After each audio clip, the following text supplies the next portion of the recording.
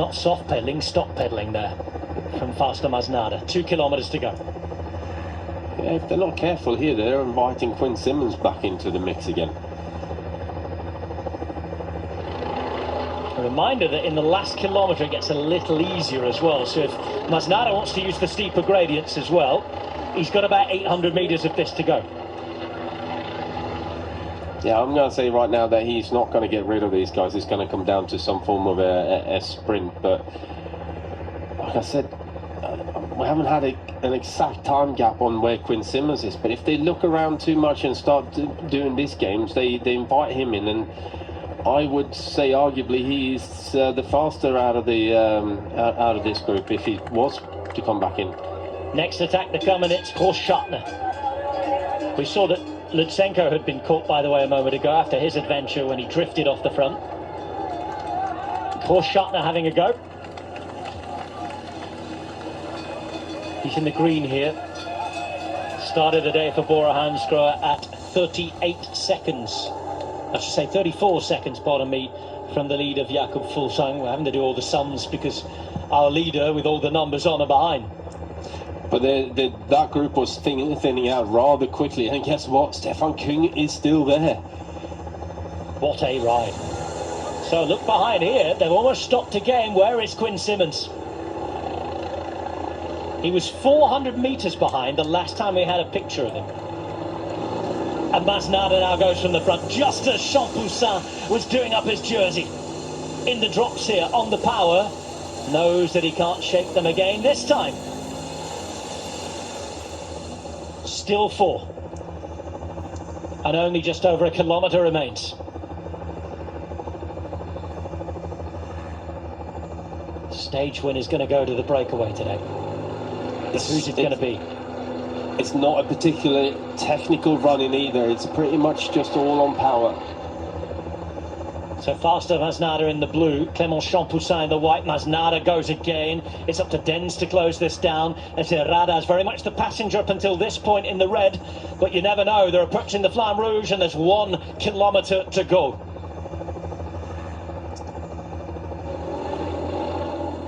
Masnada's tried and tried. Almost half an hour longer than what the organisers predicted today. Almost 5 hours and 10 minutes. 2 huge giant mountain passes. Over the Newfoundland Pass, how they came out of Italian-speaking Switzerland and back into the German-speaking part.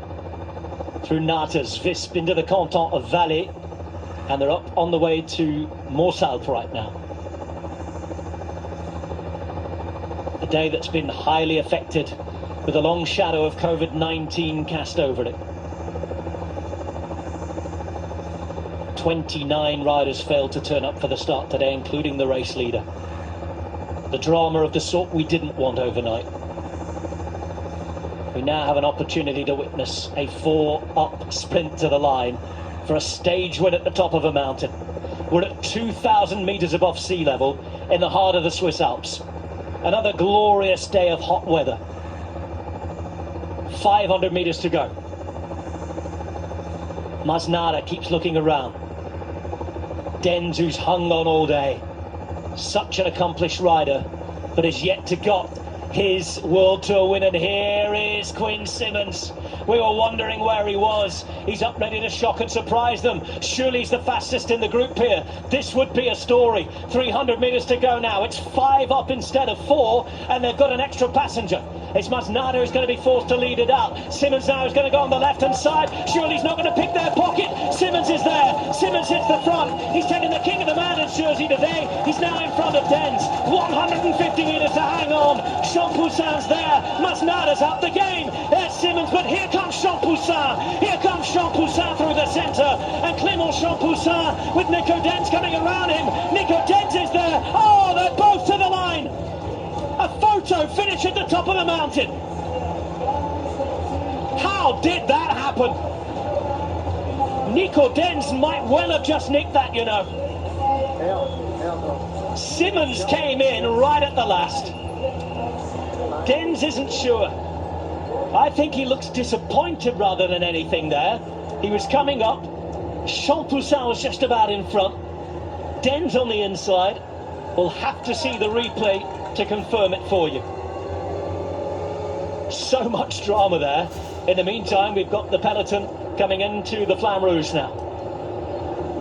Nothing's really happened between this lot. It's thinned out a little bit, but it is going to be minute details. All the bonus seconds have gone.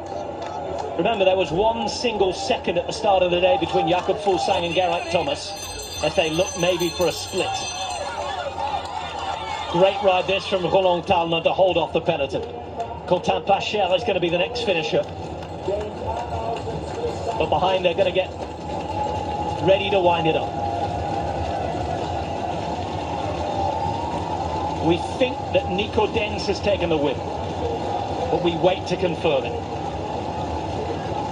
If that's the case, it's his first ever victory on the World Tour, and for a rouleur, it's come at the top of a mighty mountain.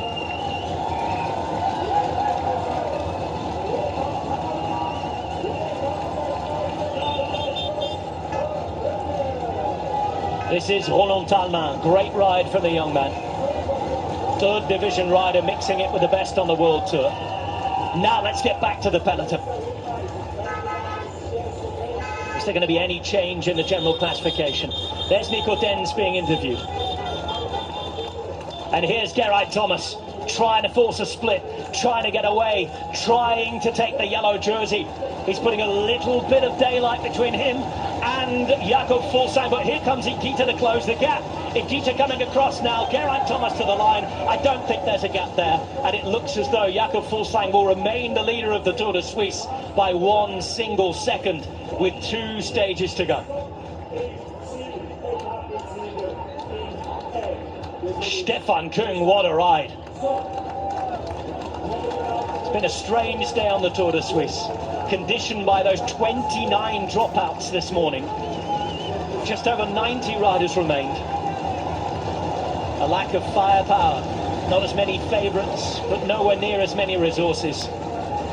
Even so, Stefan Küng mixing it with the very best on a huge mountain stage.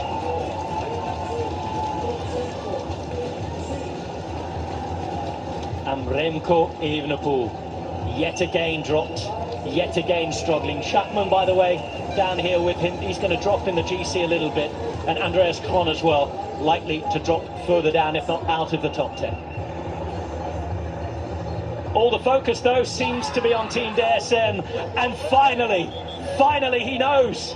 What a long wait that was. We thought he was the winner, but he's only just been told. Nico Denz, at age 28, has done it in the most unlikely of scenarios. A big roller, a strong rider, a man who should be up there in the classics.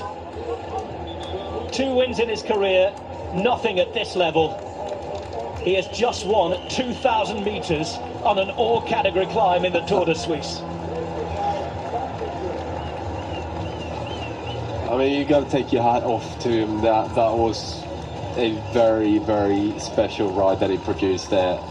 And that sprint at the end, Quinn Simmons coming up so late, and then I thought for a while that he almost had it.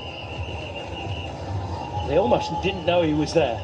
No. Ready to pick their pockets. And the lead changed hands so many times in that little sprint to the line. It's not as if somebody laid it out, then somebody came around. You had Champoussin there as well. Herrada didn't really move, did he? But Masnada faded quickly. And then suddenly, Nico Denz leaving it very, very late, just when it looked as though Champoussin was there to steal the glory. The line didn't arrive. It might arrive just in time for Nico Denz, who on the photo finish at the top of a mountain has won stage 6 of the Tour de Suisse.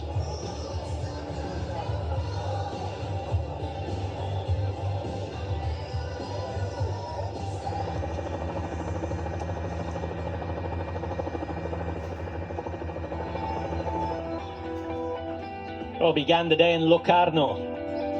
We spent the morning counting the cost of COVID-19. A couple of riders even starting with masks there as they were leaving town. So worried they were about contamination prior to the Tour de France. 29 riders not able to start. 11 riders, eventually 12 got up the road. Michael Matthews the last to join. But then his teammate Dion Smith, the first to be dropped. Peloton were 8 minutes before Astana, Kazakhstan started to ride. But they only rode for a few kilometres. King of the Mountains competition more or less finished by Quinn Simmons. That's still with one road stage to go tomorrow. And behind the bunch we're at 5.5 minutes, and that's the gap that really wouldn't change for most of the day. There's beautiful Swiss scenery on show. Michael Matthews was moving into the black points jersey. Maybe a rehearsal for green jersey action at the Tour de France. He was the first to be dropped on the climb. A 17.7 kilometre effort all the way to the top, finishing at Morsal.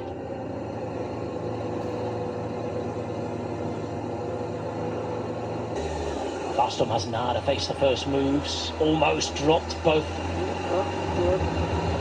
Quinn Simmons and Nico Denz.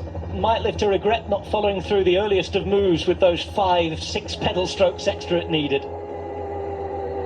Alexei Lutsenko went for walkabouts. They'd see him again further up the mountain. Schachmann was the first to attack of the two who did from Bora.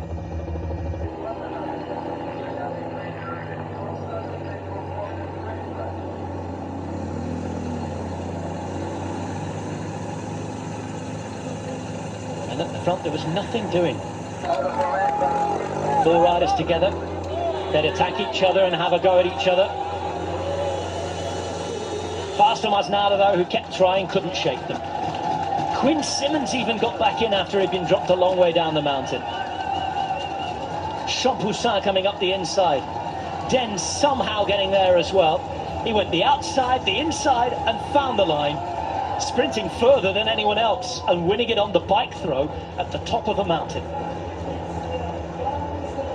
Quite incredible win for 28-year-old Nico Denz. Geraint Thomas did his best to force a gap, but it looked as though, to the naked eye at least, that everybody came home together there.